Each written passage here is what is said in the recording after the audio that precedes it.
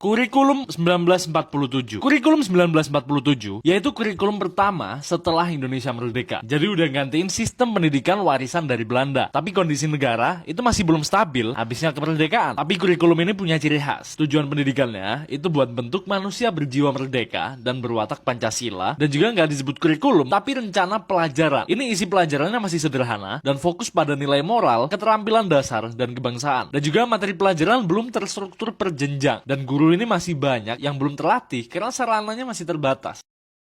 Kurikulum 1952. Kurikulum 1952 itu latar belakangnya yaitu mengupayain memperjelas sistem pendidikan nasional. Dan juga pengaruh Belanda udah mulai ditinggalin. Ciri khasnya kurikulum ini itu materi pelajarannya mulai disusun per jenjang pendidikan. Dan tujuan pelajaran itu harus tercermin di setiap materi. Bahasa Indonesia jadi bahasa pengantar utama. Dan juga guru ini diberi kebebasan buat nyusun bahan ajar asal sesuai arah nasional. Dan mulai muncul pembagian antara pelajaran pokok dan juga tambahan.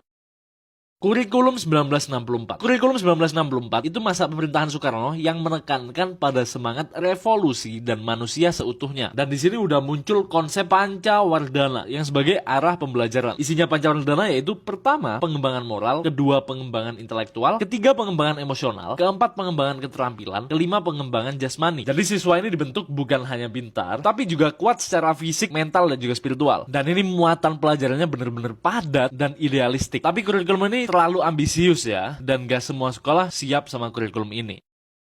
Kurikulum 1968. Kurikulum 1968 itu awal dari Orde Baru dan fokus pada stabilitas dan pembangunan nasional. Kurikulum ini itu pingin menyederhanain kurikulum 1964 yang dianggap terlalu idealis dan juga berat buat siswa. Ciri khasnya itu pendidikannya diarahin untuk membentuk manusia Pancasilais sejati dan pembagian pelajaran lebih sistematis. Pendidikan umum, kewarganegaraan, dan juga keterampilan. Kurikulum ini nekanin pada 3 aspek. Kognitif yaitu pengetahuan, afektif yaitu sikap, dan juga psikomotorik yaitu keterampilan. Agama pun udah mulai jadi mata pelajaran wajib dan jam pelajaran lebih teratur dan realistis. Dan juga kalian itu sebenarnya dikelilingin temen toksik tapi kalian gak sadar yang akhirnya rahasianya orang toksik kita bongkar tuntas buat kalian. Rahasia ini kita bahas di e-book dan buku kita. Tinggal klik link di bio dan silahkan pilih mana yang kalian mau.